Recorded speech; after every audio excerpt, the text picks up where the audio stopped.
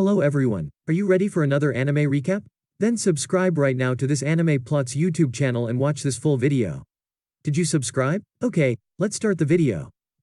An army of ripped men chant in the rain while holding Yakido, who has been sealed in a wooden ceremonial container. Two of the members tells the leader that his successor has been brought. As he addresses the crowd, it is revealed that he is Yakido's father. His son will be entering the ritual of Musubi. He screams as he bounces off the cliff, falling face first. As he sinks into the depths of the ocean, his life begins to flash before his eyes. He chants some words from the cult and finds himself in a new location. Aluril greets him good morning in a unique way. Yakido assumes she knows all the typical transportation tropes and asks Aluril the location of the Adventurers Guild. She just takes it as he wants to work in the village, so she shows him the way. He follows thinking he's going to be an adventurer in an alternate world with swords and magic. This is something he has always dreamed of. His excitement is taken down a notch as he finds himself farming. He wonders if this is a quest as it's too boring of a start. His thoughts are interrupted when Roy puts on the tough guy act to intimidate Yakido.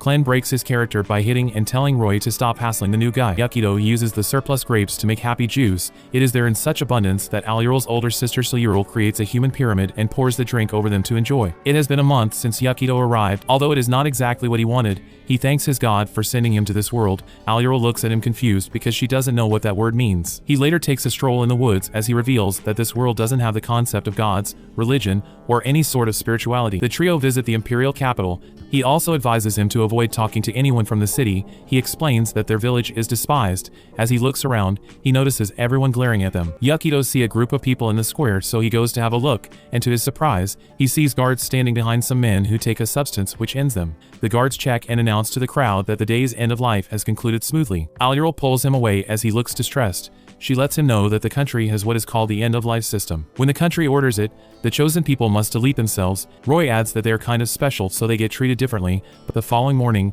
Yakido wakes up to find that the place is empty, so he wonders if the girls didn't open for business. He makes his way out and finds Roy badly beaten on the floor. The guy tells him that the girls have been taken. Since they are looked at as deviants, they are not instructed to end their lives. Instead, they have it forcibly taken. With tears in his eyes, he reveals that today is Aluril and Sayuril's day. Unfortunately, at the capital, Sayuril has already been lost as her sister watches in shock.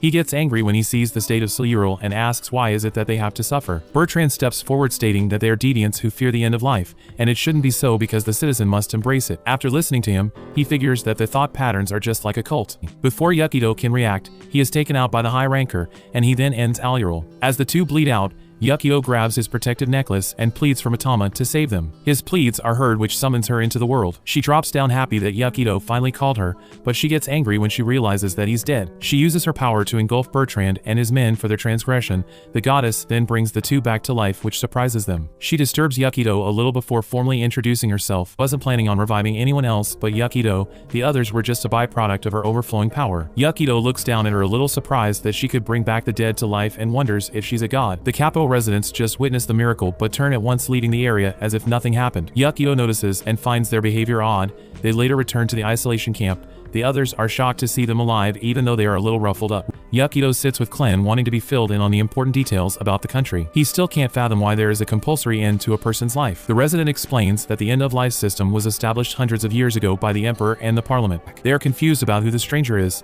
so he explains that she came from the same country as him and adds that they have known each other for a long time now. Roy sees Mitama and becomes infatuated with her, but she rejects him so hard that his reaction disgusts everyone. She offers to show him how she creates a flood, but Yakido rushes to stop her, thinking that she's about to cause a lot of damage. However, to his surprise, it only moves the happy juice in a cup, which spills all over Roy, who still lies there devastated by that rejection. Yakido is a little underwhelmed by that display. She too notices something is wrong, so she casts a spell on the table that tells her the number of followers she currently has. She can't believe that the number is 0. Mitama explains that the more followers a god has, the more powerful they become. So with 0 followers, there isn't much she can do. This only makes Yakido mad because she should have known that she was coming to another world so she wouldn't have any followers. Mitama turns the table asking why the number is 0 since he's around. He looks away a little embarrassed as she complains. She used the last of her powers to save his life and he doesn't believe in her.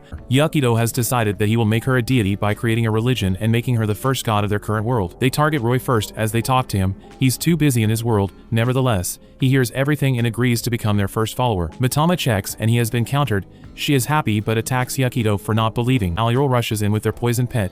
Yakido suggests that they take it to the vet. Sayul rules that option out, explaining that the high powers don't care for non-human lives. They also don't have the medicine or the knowledge to treat her, so there is nothing they can do. the sisters get a little upset because it's like family to them. Chil coughs out a green substance and begins to leave the world. The sisters' cries touch Mitama, so she decides to use all the power she gained from her only follower to revive their pet, and it works. But it turns the goddess old.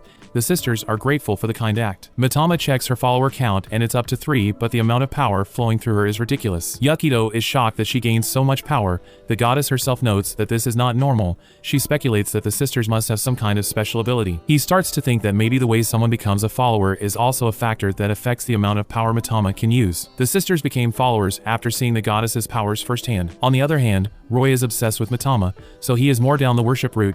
She gets too ecstatic with her power up and promises to get revenge on those who didn't give her a chance. Aluril pleads for a favor. She wants Mitama to revive the men they terminated during the sisters' rescue, but Yakido is a bit reluctant since they are the enemy. Aluril believes that they were just doing their job. Shiruriru is also okay with it and even feels like some might become allies. Yakido thinks back to how dangerous Bertrand was. Mitama revives everyone, and they come back to normal apart from Bertrand, who is now in a female body. They are all a bit confused, and he's not happy with the turn of events. Things continue when Adder, who is a member of the Emperor's army, uses her cybernetic-like abilities to swiftly deal with one of the strange beasts. She alerts HQ that the task has been completed and is assured that the Emperor will be pleased with her work. Meanwhile, at the capital, Bertrand arrives in his new female form, announcing his return to the guard at the gate. The guard knocks her to the floor, not believing the words that come out of her mouth because he knows Bertrand to be a man. Bertrand spends the night in the wilderness. Roy emerges from the bushes, interrupting her thoughts. He teases her because earlier on, she was talking big about how she would annihilate the village. With a smug look on his face, he also notices some other things,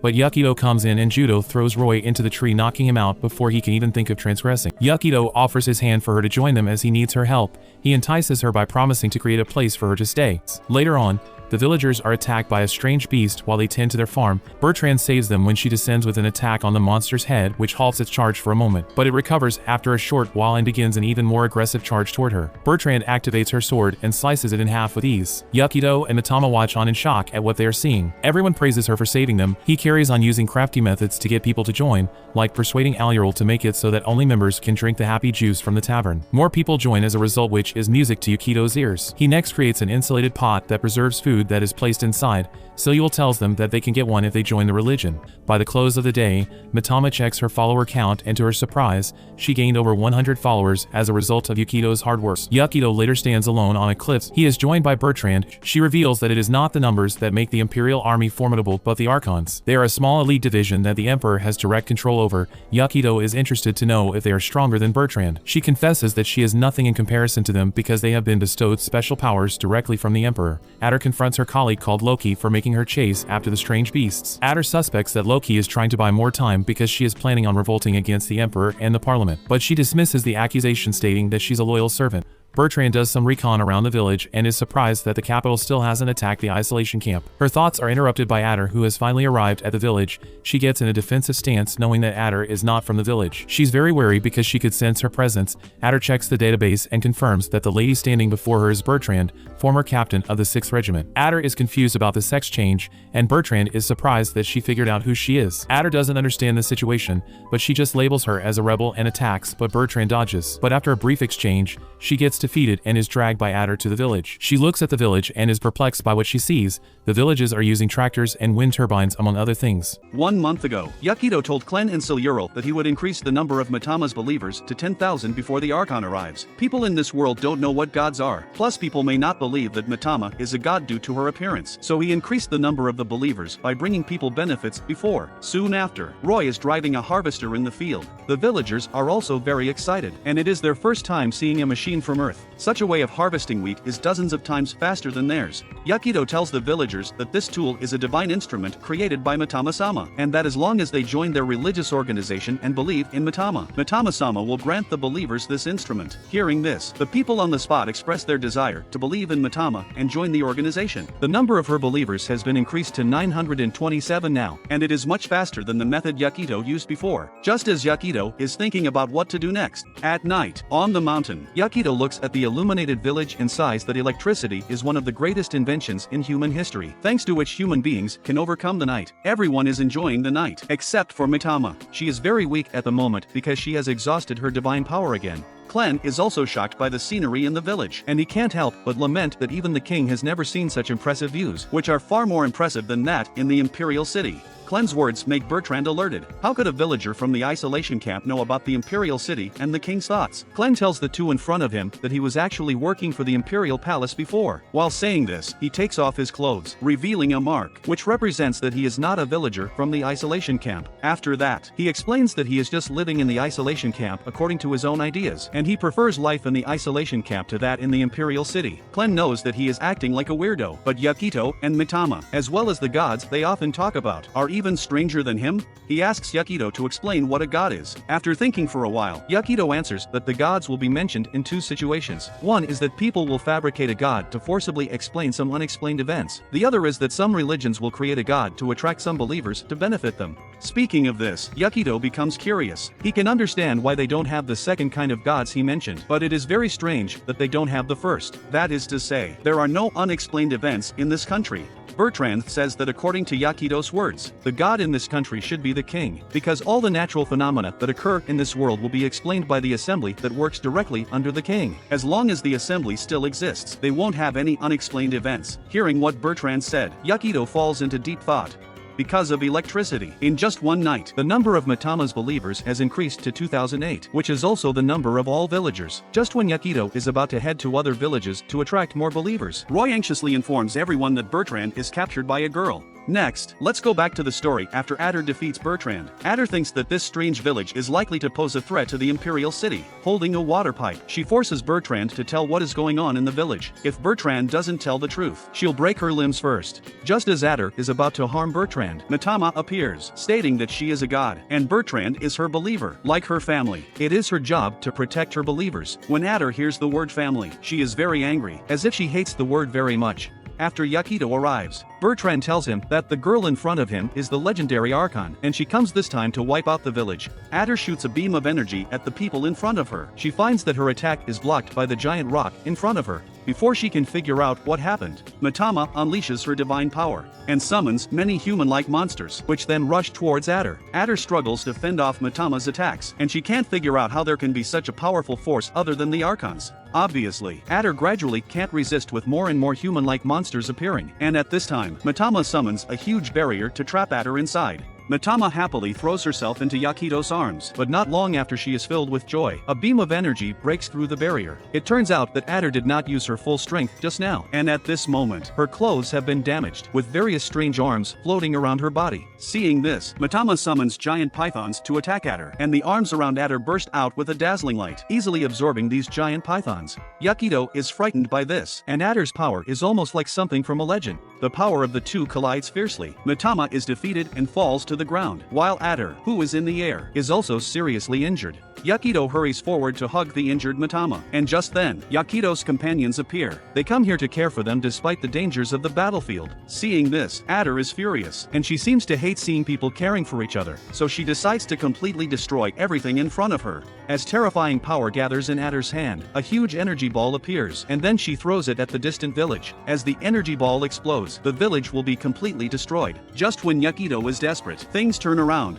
with an unknown person snapping his finger. But suddenly we find out the destruction was just an illusion created by Clen, who was actually Loki, one of the main Archon, and he wants Yukito and Mitama's help to destroy the Imperial capital. Adder shock turns to anger after realizing that her comrade has betrayed the Empire. She immediately charges up an attack. However, before she can release it, Loki stabs her in the back, literally. As Adder lies on the floor paralyzed by the pain of the sudden attack, Loki reminds her that she has already been caught inside her ability. This is further displayed when Loki clicks her fingers, revealing that the attack she inflicted on Adder was also an illusion and she is in fact bound. They make their way to the capital and proceed into the palace without incident. Loki leads them down a corridor lined with guards with stern expressions. They arrive at the Emperor's audience room, where they meet the boss sitting on an elevated throne. A disgraced Adder throws herself to the Emperor and begins to apologize desperately for failing her mission to eradicate the offending isolation village. She is even more embarrassed to have allowed Loki, the filthy rebel, stand before him. She is shocked to hear the Emperor commend them on a job well done, revealing that Yukito's arrival was foretold. The monarch also knows that he's trying to revive the concept of gods and religion, and finds it amusing watching him stressing to achieve this goal. The Emperor explains that they have seen countless countries fight and ultimately destroy themselves for God, so they conclude that the only way to prevent a repeat of such destruction is to properly control people. Yukito is shocked to know that that concept existed in this world and even wonders if the Emperor too is from a different world. Mitama also notices something and makes her way to a pillar and destroys it. She reveals that everyone was acting weird and informs that both Yukito and Adder have been talking to a corpse this whole time. The illusion begins to crumble as the true nature of the place is revealed. The two stand with their mouth wide open. Loki laughs, not surprised that Mitama saw through the deception. She explains that what they have been seeing is a fake image created by the facility. Loki walks up and kicks the skeleton off the cyber-looking throne. The skull lands next to a disturbed Adder. Loki continues stating that the emperor of the country died centuries ago. Everything has been controlled by the machines in this facility that he put together before his demise. She has been tasked with maintaining the rooms, but she doesn't have a full understanding of how everything works. It begins to dawn on Yukito that these machines are more advanced than anything from his time. He now starts to doubt everything he knew about this world. Mitama reveals that it has been several thousand of years since the world had been destroyed. A few smart people were among the survivors and banded together to build a land that could never meet the same fate again. While in the process, they also deleted the belief in gods. Yukito is surprised that she knew information about this world all along and asks her where they are. The goddess drops the bombshell that it is Earth. She sent him very far into the future. Yukito's head starts to spin with the revelation that he's not in another world. He wants to know why she brought him, so she reminds him that it was his wish when he was drowning in the ocean. He asks to be reborn in a world without gods or religion. Adder falls to her knees as Loki pleads with Yukito to destroy the place and bring an end to this soulless country. He agrees because the world with free will that she talks about isn't so bad. Yukito gives Mitama the go-ahead to do her things. He speculates that as soon as they are free from the Empire, the Archons will begin to fight among themselves. If that happens, their village will be dragged into it as well. He thinks about everyone whilst knowing that it will not end well. With this in mind, he feels like there is only one way to protect them. He throws Loki's sword at the throne as Mitama gets excited and summons a giant tree that sprouts out of the palace dome, breaking it in the process. The civilians wonder what is going on with a dead look in their eyes. Meanwhile, at the palace, Loki looks unhappy that Yukito has just gotten up the stage for the new age of gods. The Archon seems excited that the world is about to be thrust into chaos. However, for Yukito, nothing has changed for him as he's still going to make Mitama the god of this godless world. He is confident that the fake Archons can't win against a real god. Back at the village, the people celebrate now that they are no longer targets of the Empire, and Mitama is praised for taking out the Empire, but Loki and Ataru are also there. Yukito wonders what Loki wants, but she says she just wants to enjoy a final night at the village with everyone. Loki decides to head off, not wanting the other Archons to get ahead of her, and she leaves Ataru behind, saying she can no longer use her powers without the Empire's machines. Yuki claims he will do everything to protect the village, and Loki says she will do whatever it takes to become a god. As she leaves, she is stopped by Bertrand, who sees her as a threat, but Loki uses her magic, turning Bertrand back into a man, and he is overjoyed to be back in his original form. However, Loki changes him back, mentioning how she still has powers, so he is no match for her. Bertrand wonders where she is headed, and she reveals she is going back to the capital, but Bertrand decides to follow her. Taru is left devastated, not knowing what to do with herself. She blames Yukito for destroying the Empire, but he explains he didn't have a choice. He decides to team up with her, telling her that if they defeat all the other Archons, she could absorb their powers and recreate the system in the assembly. Next day, Yukito announces that their religion will have 2 gods. Mitama is shocked hearing this, and her 2,000 followers get divided, with each of them having 1,000. Mitama is devastated, and Ataru uses her power, blowing up a nearby rock. Yukito thinks her fighting ability will come in handy, but Mitama reminds her who's boss. Ataru uses her power to defeat the giant beasts, and the group shows off their meat and alcohol to attract people from other villages. They even bring them back to the village, showing off their technological advancements, and Yukito offers to share everything with them, as long as their village accepts Mitama as their god. Sil brings up some information she found about a woman named Dikini, who is claiming to be god in another village, and she already has 10,000 followers. Yukito thinks it must be an Archon, asking Ataru about her, but she says she only really had contact with Loki, although she knows that Dikini's power is related to love. Mitama wants to crush her, but Yukito has another idea, saying the best way to take over a religion is to hijack it from the inside. They go over to Dikini's area, and Yukito thinks it looks like a love hotel. They ask to join the religion, and a girl named Risha appears, introducing herself as one of the branch leaders. They reach Dikini's chamber, but Rish tells them they can only meet her as a male and female pair. Mitama worries if Yuki will be okay without her, but he says it should be fine. Al thinks their infiltration is going well, but Yukito tells her not to let her guard down. Dakini suddenly appears, mentioning how she has been busy getting so many followers recently. Yuki requests to join, and Dakini easily agrees, mentioning that they just need to do things the way they like and live according to their desires. She takes a picture of them both and just leaves the room. Yukito is suddenly overwhelmed by a strange feeling, and it seems Al has also been affected. Yukito wonders how they were affected by Dakini's powers, and he is overwhelmed looking at Al, but he manages to snap out of it, and there is suddenly an explosion, as Roy comes smashing through the wall, and Mitama reveals he tried to make a move on her. Roy runs off after being rejected, and Yukito Yukito wonders what they are going to do about the hole in the room. Meanwhile, Dakini tells Rish that the secret joining ritual is complete. Rish prepares to handle the rest, but Dakini warns her that she set their love to berserk mode. As Rish goes to check up on them, she sees Matama as she is repairing the wall with her powers, but Yukito grabs onto her, warning her not to tell anyone about what she saw. She starts crying and reveals she has never actually been with the man. Yukito thinks it's strange considering her position in the group, and Rish wonders why Dakini's power didn't work on them. Yukito explains he has resistance thanks to training from his father, and Matama was unaffected since she is a god. Hearing that she is a god, Rish begs for their help, actually wanting to destroy the group.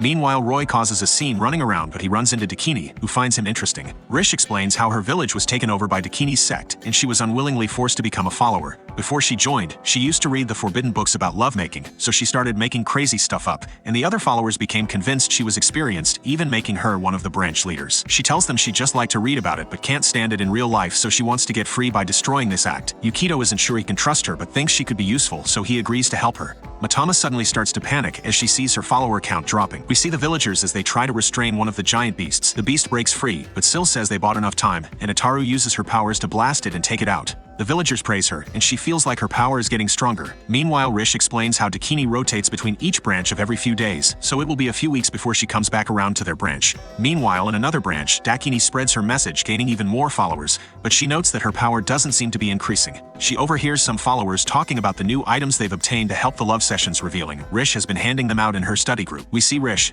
as she explains the science behind the human body, telling the followers how to achieve more intense pleasure, even attracting followers from other branches, and she starts to be praised by them. Yukito knows instead of Dakini, who is not always there, the people will tend to follow whoever is around, and thanks to the items summoned by Matama and his knowledge from the modern world, Rish is able to grow our own faction. Dakini suddenly returns to their branch early, and she confronts Rish about stealing her followers, but Rish claims she was just helping them to better understand her teachings. The followers defend Rish, saying she has done nothing wrong, but Dakini realizes why her powers haven't been growing. She summons her guards to surround them, realizing Yukito is the one who has been influencing Rish. Roy has become lover guard, and he suddenly punches Yukito, revealing that he was converted by Dakini. Dakini holds a trial where she has the four of them restrained. She interrogates Rish about her special study group. Rish suddenly cries as she apologizes for her actions, saying she thought she was being helpful, and she begs to be punished. The other followers are moved by her devotion, and they think she has done nothing wrong, begging Dakini to show mercy, but this was all a part of Yukito's plan. In a flashback, we see that Yukito predicted how Dakini would react, so he coached Rish on how to act, even giving her a script of what to say. Rish continues her performance as she asks for mercy for the followers of her group, and thanks Dakini for taking her in. Everyone has moved to tears, and Dakini is put in a tough position, so she has no choice and is forced to call off the trial. Dakini thinks about losing Rish but decides she doesn't need her as she summons her guards. We are now brought into Dakini's memory. She was created by the early royal family and born with the ability to awaken love. She thought the king was going to use her abilities to increase the population by growing people's desires. However, the king told her that she was not to awaken love, but to restrict human love. The royal family does not rely on pregnancy to have children because they can breed humans artificially. Only when all humans no longer give birth to babies on their own can the royal family control population growth artificially, thus controlling the world. Since then, Dakini had been photographing humans every day with her cell phone. Like Tool, as long as humans were photographed, they would completely lose their desire for love, as well as the ability to have intimate interactions. Thousands of years have passed, and humans have mutated to be a species without love or the ability to give birth. If this continued, Dakini would lose her significance of existence, so she compiled her knowledge about intimate interaction into books, hoping to awaken love hidden in humans' heart. However, humans who had lost the ability to have intimate interaction couldn't understand her books at all, and these books got banned later. Many more years passed, and Dakini found a girl named Toka who liked these forbidden books very much. It turned out that Toka was a very rare person in this world who could fall in love since birth. Dakini also liked Toka very much. The girl lived freely with love, unlike the humans who had lost their vitality and lived like robots. Toka was longing for giving birth to a child, and Dakini believed that it was what humans should be like. Dakini had always been with her growing up. However, the inhabitants of the city hated the girl so much that Toka was eventually banished to an isolated village as an outlier. Years later, by the time Dakini heard from Toka again, she had been killed by the villagers. Dakini was very desperate and vowed to restore the world to its original state. She wants to create a world where humans can fall in love, start a family, and have children. As the memory ends, we are back to the prison where Yukito is kept. As the subordinates sent by Dakini are about to fight against Yukito, Ader along with Solurl appears and rescues them. At this moment, the number of Ader's followers has increased to more than 6,000. All of this is Yukito's plan. He deliberately took Matama away from the village so that the villagers could be attracted to Ader, who is much stronger in the fight. Therefore, Ader will have more followers and gain more power from them. Then it's time for the final attack on Dakini. They soon find where she is and launch an attack. At this moment Dakini finds Riche holding a book in her hand which used to be Toka's. Just as she is about to ask Riche where the book comes from, she is interrupted by Ader's attack. When Ader and Dakini are fighting, Riche performs other tasks with Matama, but she is puzzled why Dakini said her mother's name just now. At this moment the battle between Ader and Dakini has entered a climax, but everyone underestimates Dakini's strength. She has already absorbed more than 14,000 followers during the battle, and knocks down Ader easily after transformation. Later Dakini infects them with uncontrollable lust. As the three girls approach and hug Yukito tightly, the ground suddenly cracks, and the tentacles of many plants stretch out to separate them. The next moment Matama and Riche show up. Just now Riche told the believers in the organization that Matama is the real god with advanced knowledge of intimate interactions, and she will not only teach everyone new knowledge, but also give believers more tools. With her prestige in the organization, Riche formed a new faction, which caused many followers of Dakini to turn to Matama. Thus Matama once again gained powerful divine power. Dakini thought that losing some followers would not affect her combat power, only to find her abilities actually disappearing. It turns out that Matama remembered that among the gods she knew there was also a god named Dakini.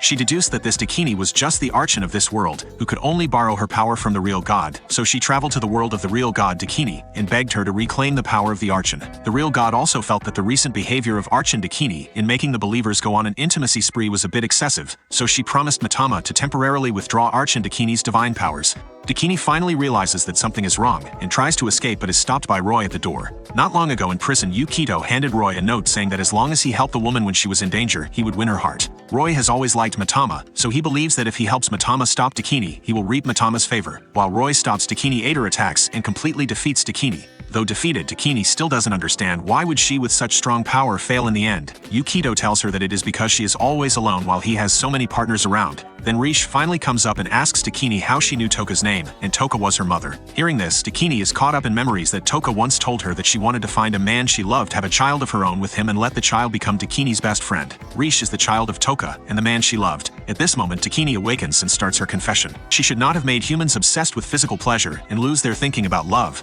She shouldn't have abused her abilities to get people caught up in the lust for intimacy, and it's not the world she wants.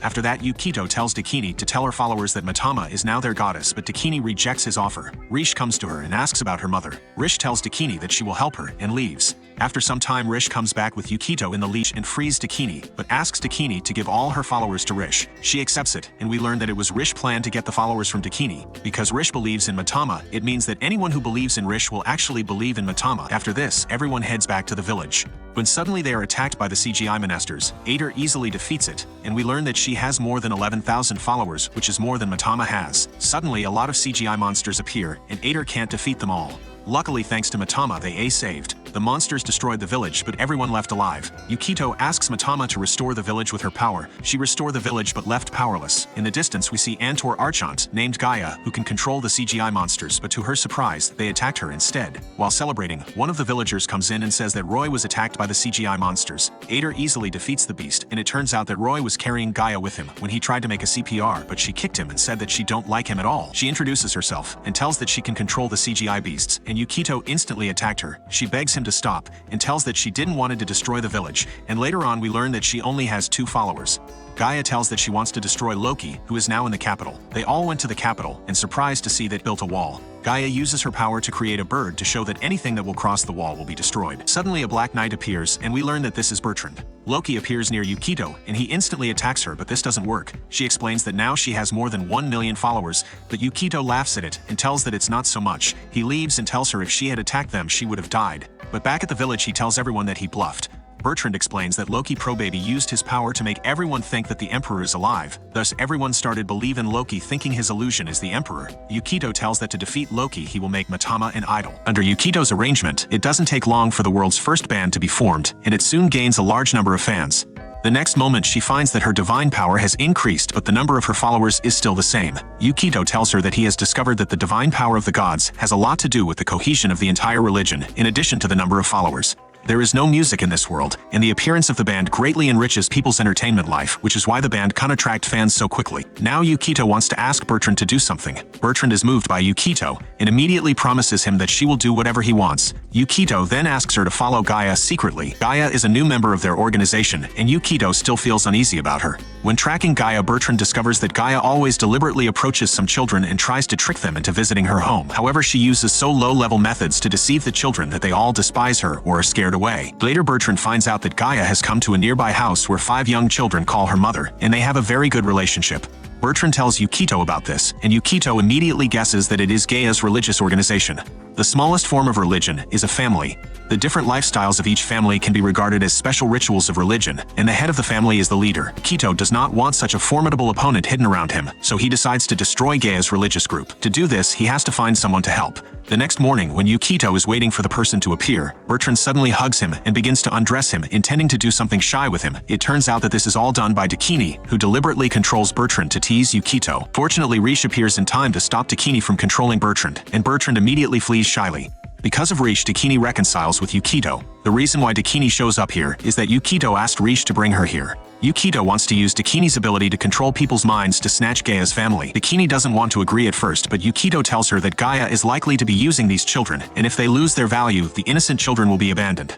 Dakini thinks of the innocent children of the Imperial City and finally agrees to Yukito's request. So they start their plan. Yukito and Matama find an excuse to stall Gaia, making her unable to return home for the time being. Dakini takes advantage of this time to approach several children in Gaia's family, but instead of using her ability to control people's minds, she makes the children like her with her actions, and with her efforts, 3 children are fond of her. Unfortunately, there are 2 slightly older children who are very wary of Dakini.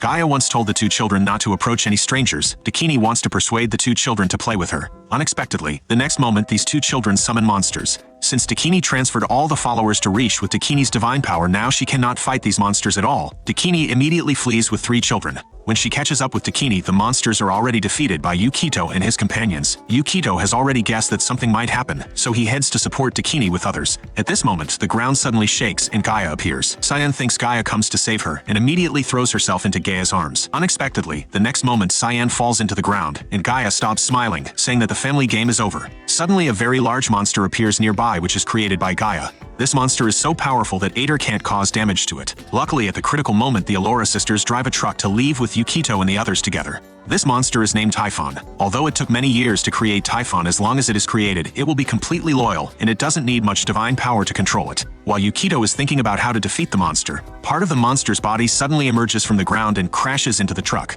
This monster is tens of thousands of meters long. Just now, Yukito falls from the truck and is later pierced by the monster. Seeing this, Matama rushes to him, but both of them are bitten apart by the monster. The others flee back to the village, and just when they all think that Yukito and Matama are dead, Allura's necklace glows. The next moment, a hallucination of Matama appears, telling them that she and Yukito are not dead and are now trapped in the body of the monster. Although the monster is very powerful, they still decide to find a way to rescue Yukito. At this moment, Yukito has woken up, and Gaia transforms from a little girl into a sexy woman, which is a fighting form of the Archons. She tells Yukito that she has tried to kill him 300 times, but each time he was revived by Matama, whose divine power is almost exhausted. Gaia tells Yukito that she is now going to wipe out Loki's religion in the Imperial City.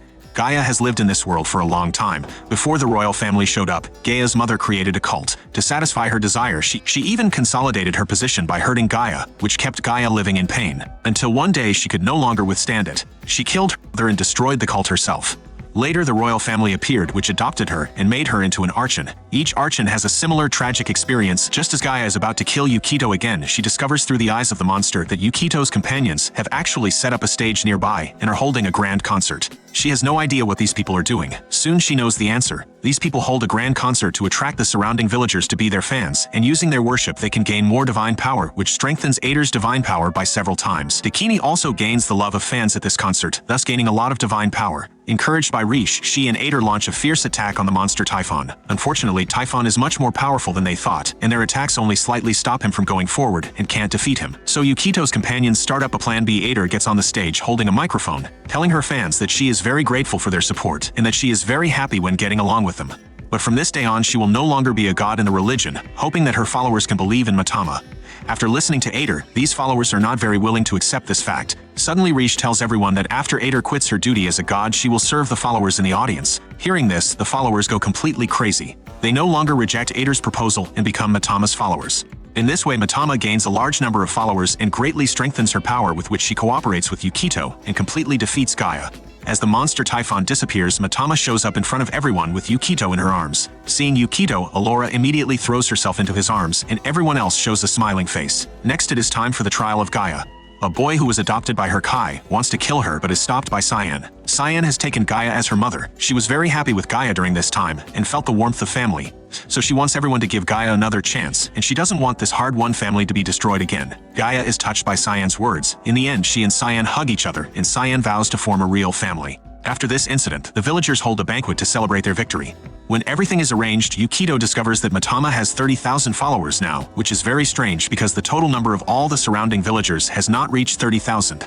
At this time, Yukito falls into Loki's illusion, in which Loki confesses that she used her power to transfer her followers to Matama, and that she did this to defeat the monster Typhon. Loki's confession is just like she is showing her power, and she seems to tell Yukito that she can control anything at will. Yukito is unflinching, saying that he has thought of a way to defeat her.